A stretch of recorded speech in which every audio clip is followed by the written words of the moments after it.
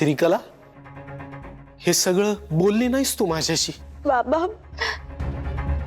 बाबा मला घरात भांडणं नको होती म्हणून मी अगं म्हणून हा अन्याय सहन करणार आहेस का आता तू?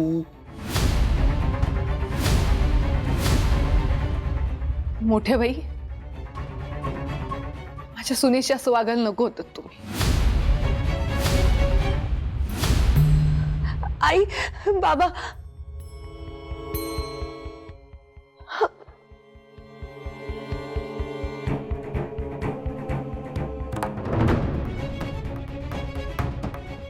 तुम्ही प्लीज शांत व्हा. हे बघा, जे काही झालं ना ते काल झालं होतं. तो जाऊ दे आता विषय, पुन्हा वाढवू नका. आपण नको बोलूयात ना त्यावर. मी स्वतः तो विषय सोडून दिलाय. प्लीज ऐका माझं, प्लीज. बघताय बहिणी,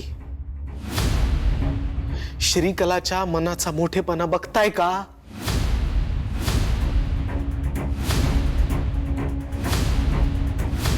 आपण यांनी लहानपणा दाखवलाय, त्याचं काय करायचंय आपण? तुम्हाला कोण वाटली हो माझी सून?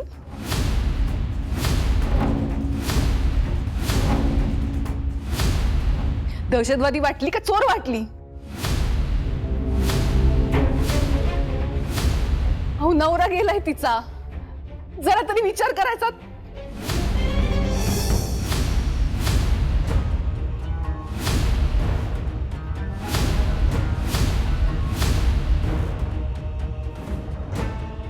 महाराज, आमचं चुकलंच आहे आमचं.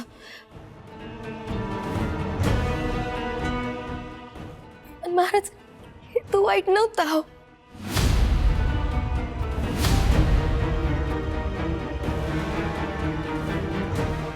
या घरातल्या लोकांच्या भल्याशिवाय दुसरं काही नसतं आमच्या मनात. इंदू, आता उगाच वाटेल ते बोलू नकोस तू. महाराज, विश्वास ठेवा, मी खोटं नाही बोलत. श्रीकला, माफ करा मला.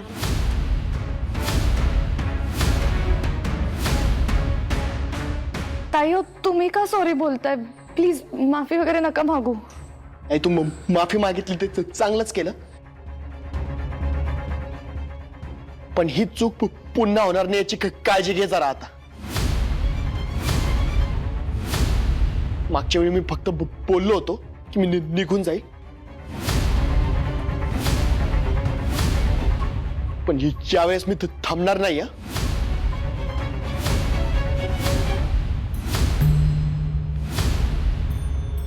राम कृष्ण हरी. बाबा, अजून पानही वाढली नाहीयेत. तुम्ही प्लीज न खाता जाऊ नका, प्लीज. आपल्या घरामध्ये हे जे काही सगळं चाललंय ना, ते पाहून अन्नावरची वासना गेलीये माझी. अजिबात खायचं नाहीये मला.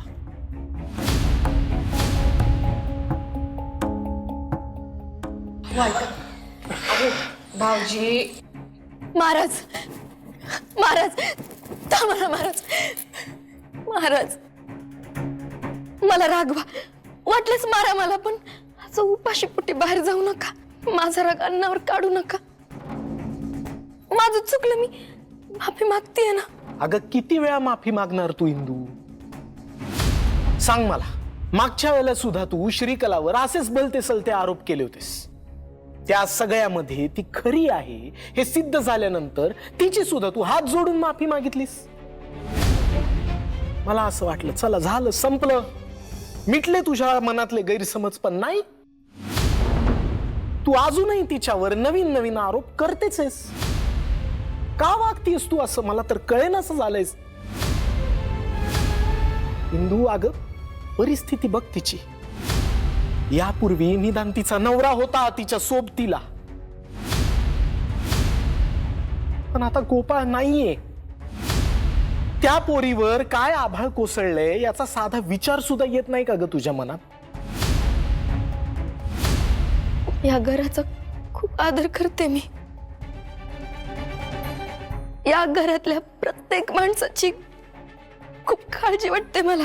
अगं मग श्रीकला या घराचा भाग आहे, या घराचा भाग, असं नाही का वाटत तुला? हा? का नाही मानत तिला तुम्ही आपलं? तिचं नाहीये का हे घर?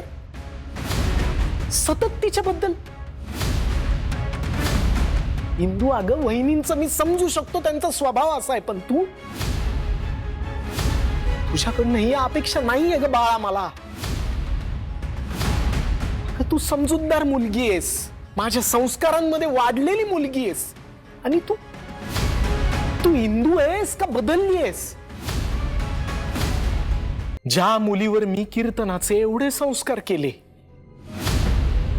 ती माझी इंदू कुठे हरवली? ती कुठे दिसतच नाही मला हल्ली. दुसरीच कोणीतरी उभी आहे माझ्या समोर असं वाटत राहत. महाराज, मी तुमची इंदूच आहे हो. पण मग दिसत नाही ना मला. आहेस ना तू ती? मी तुला एवढे 100 वेळा काय समजावून सांगतोय, याच्यावर जरा एकदा शांतपणे बसून विचार कर. बघ मी काय सांगतोय त्यातलं काही पटतंय का ते बघ, आणि मग शांतपणे माझ्याशी बोलायला ये.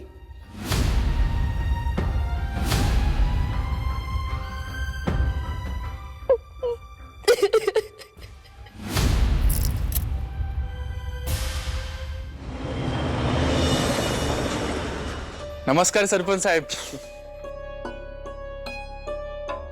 आओ आदुशेठ कोणीकडे? शाळेकडून आलात. जय हो आदोक्षज महाराज. असं नेतृत्व पाहिजे. अहो आपल्या मेन माणसाचं सांगणंच आहे, उतायचं नाही, मातायचं नाही, घेतला वसा टाकायचं नाही. लय डेडिकेशन आहे बा तुमच्या दोघांमध्ये. घरी एवढं सगळं झालं तरी घेतल्या कामाकडे दुर्लक्ष नाही तुमच्या दोघांचं. अरे आमच्याकडून जरी दुर्लक्ष झालेलं असलं ना, तरी तुमच्यासारख्या मित्रांनी जबाबदारी उचलली ती. तुला वाटत असेल मला माहिती नाही, पण मला सगळं माहिती आहे की किती काम केलं म्हणून तू. अहो हाडाचा कार्य करताय मी. जेवढं आपल्याला जमतंय तेवढं आपण केलं. ओळखीचा वापर करून काम बंद पडू दिलं नाही. पण आदोक्षज महाराज, आता किती दिवस असं चालणार हो? आता निधी लागणार हो. ओळखीवर जास्त दिवस खेचता येणार नाही. पैशांची सोय झाली पाहिजे. तुम्ही आता लक्ष द्या ना थोडस. मला समजतंय रे सगळं, पण आपलं मेन माणसाचं काहीतरी विचित्रच चाललंय. म्हणजे मलाच कळत नाही रे नेमकी काय होतंय, पण ती भलत्याच गोष्टीत अडकती. अद्वारे भलतेच म्हणजे? काय नाही, घरी जाऊन बोलतो तिच्याशी. बरं बरं बोला. येतो मी. रामकृष्ण हरी.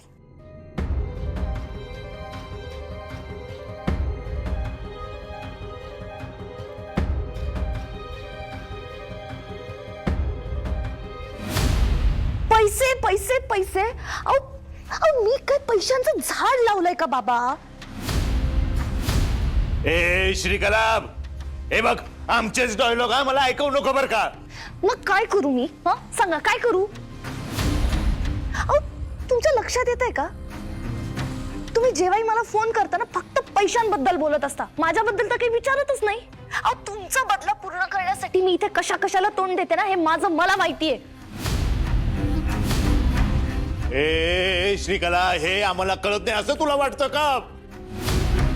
अगं तो गुलबे हरामखोर इन्स्पेक्टर 7 जन्माचा उपाशी आहे, 7 जन्माचा. सारखी पैशांची भीक मागतोय, आणि त्याला जर पैसे मिळाले नाही ना तर तो मिटकर आहे ना, मिटकर. तो कोर्टामध्ये तोंड उघडेल, आम्हाला फाशी होईल. टोकाचं नका बोलू हो तुम्ही. मामा टोकाचं बोलू नको ना. बघ त्यावर एकच उपाय, आम्हाला ताबडतोब लगेच 2 लाख रुपये मानून दे. काय 2 लाख? अहो पण बिन काही नाही. हे बघ शिकला आता, पण बिन काही नाही. ते तो बँक आहे ना, बँक आनंदी, त्या दोघांचा कुणाचाही खून पाड, पण आम्हाला नाही म्हणू नको ग, नाही म्हणू नको. शांत बसाव तुम्ही. 2 लाख हवेत ना तुम्हाला? मी बघते, करते काहीतरी, पण तुमचे ना फालतूचे सल्ले देऊ नका. ठेवा phone.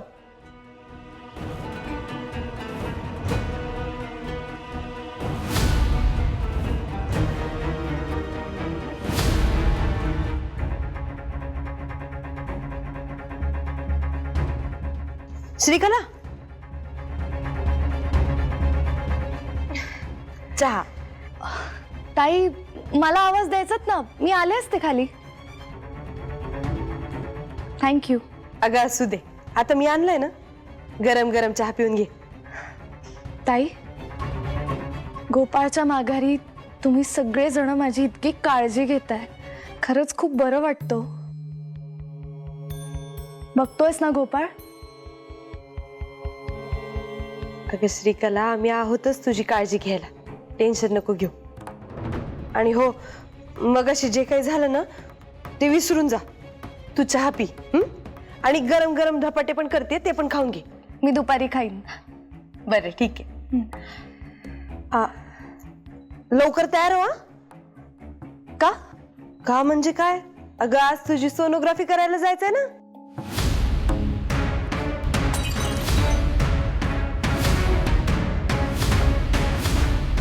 I am so sorry ताई, चुकून माझ्या हातातून पडलं ते. वेंदळी आहेस ग तू. सॉरी. बरं बरं ठीक आहे, राहू दे, मी हे नंतर उचलते. हा ताई ते सोनोग्राफीला जाणं गरजेचं आहे का? म्हणजे अगं गरजेचंच आहे म्हणून तर जायचंय. नाही म्हणजे मला विचारायचं होतं की आजच जाणं गरजेचं आहे का? अगं 12:30ची अपॉइंटमेंट घेतली मी. लवकर आवर, मी पटकन तुझ्यासाठी गरम चहा आणते. काय आलेच, जरा लांब राहा. आलेच. ते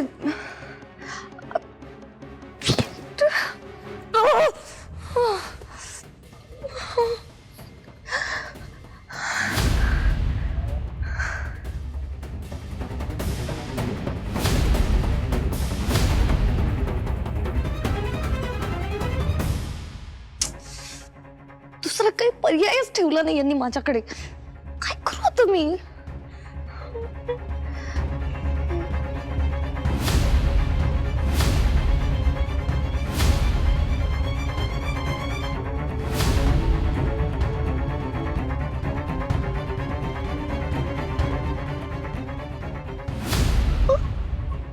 अर्क संपला.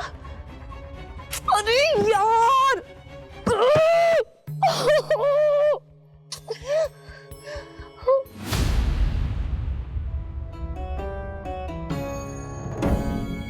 मोठ्या बाई, अहो नारायणीताई त्या श्रीकलेला सोनोग्राफी करायला घेऊन चालली म्हणल्यावर किती तंतरली त्या श्रीकलेची. हातातला चहाचा कप असा फुटूनच गेला. तोंड तर असं केलं होतं काय सांगाव तुम्हाला. हे समजा तू मला कशाला सांगते ग टरमाळे. मी तुला अपशकुनी म्हणायचे, ते बरोबरच होतं माझं. एक नंबरची नालायक कार्टी आहेस तू. चल मोठ्या बाई, चल चल अहो तू मोठ्या बाई, इथं बाहेर चल. अहो तुम्ही असं. इथं माझ्या खोलीत यायचं नाही. चल निघ, चल. इथं नाही थांबायचं. चल निघ. अजिबात नाही. मोठे बाई, अजिबात नाही यायचं. आधी माझ्या पोराला फसवलं आणि आता माझ्या डोक्यामध्ये काही बाई भरती. चल मोठे बाई, अहो तुम्ही घ्या घरातून.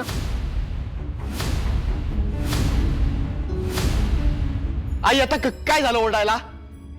बरोबर आहे तुझं. तुझ्या बायकोला बोलले ना मी. अरे नालायक की तुझी बायको.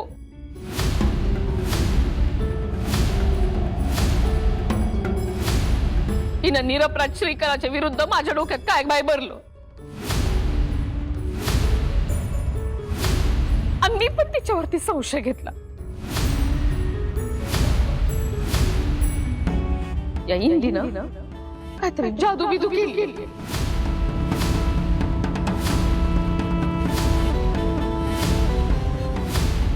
मोठ्या बाई काय बोलताय तुम्ही? खरं तेच बोलते.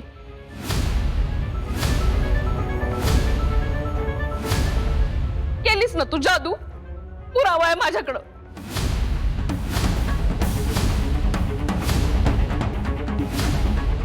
ये पा.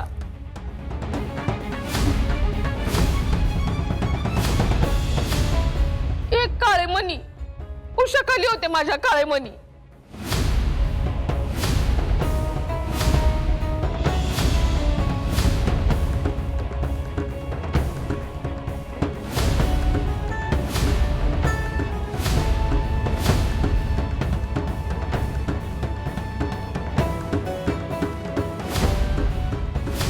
काळे मनी आणि काळे इरादे.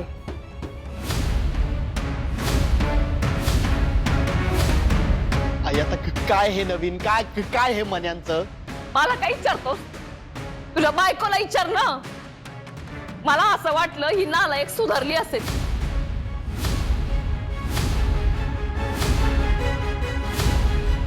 पण नाही. कुत्र्याचं शेपूट नळीत घातलं तरी ते वाकडच.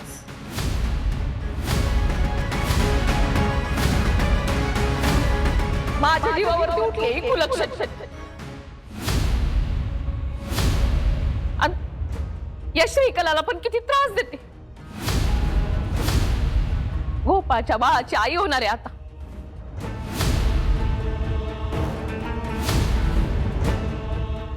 तिची काळजी घ्यायची सोडून ती स्वतः पण काळजी घेत नाही, दुसऱ्यालाही काळजी घेऊ देत नाही. ठेवाई काय बोलताय तुम्ही असं? चुप. एक शब्द बोलू नकोस. आता तुझ्या गोड गोड बोलण्याला मी भुलणार नाहीये. या घराचं वाटोळ करायचं ठरवलंय तू.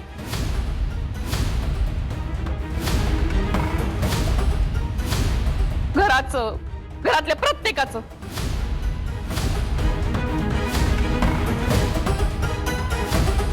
सगळ्यांना घराच्या बाहेर हाकलूनच तू शांत बसणार आहे.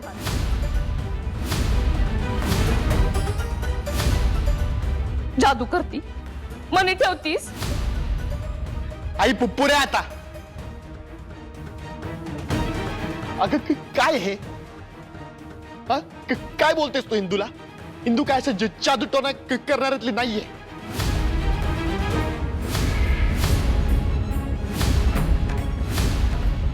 होय का? मग हे काय?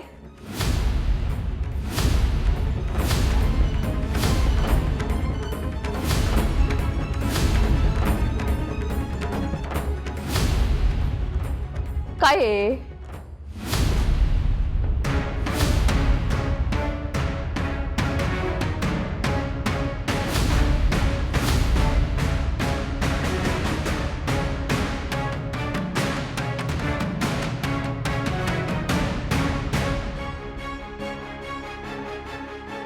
हे जे काय ना ते असंच फेकून द्यायचं. या घरातून आणि तुझ्या डोक्यातून सुद्धा.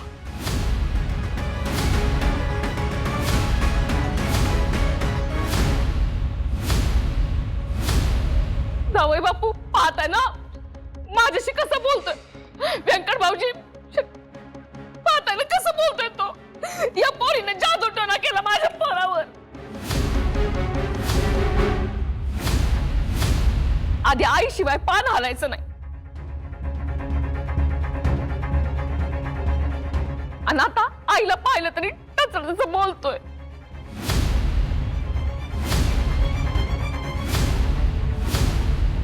आमचे हे गेले, माझ्यावरती ही वेळ येऊन बसले. वहिनी तुम्ही शांत व्हा पाहू. कशी शांत हो भाऊजी? हा,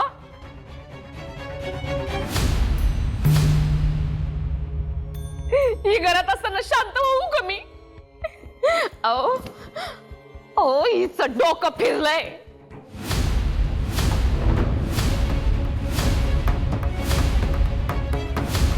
श्रीकलाशी पण कशी वागते पाहिलं ना तुम्ही. आओ ती पिशव्या चेक करते.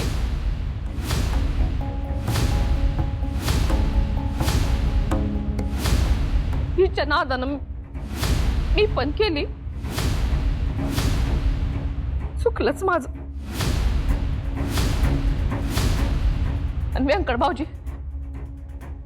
तुम्हाला असं नाही का वाटत? काही नाही चुकीचं वाक्य म्हणून. कसं आहे बहिणी, दुर्दैवानी मला या वेळेला तुमच्या या मताशी सहमत व्हावं लागतंय.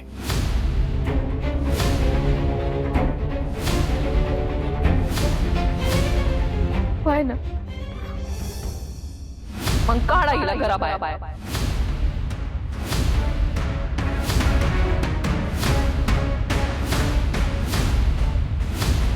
आई इंदू सून आहे या घराची. तेच तर दुर्दैव आहे ना माझं. देव करो ना असली सून कुणाला पण मिळू नये.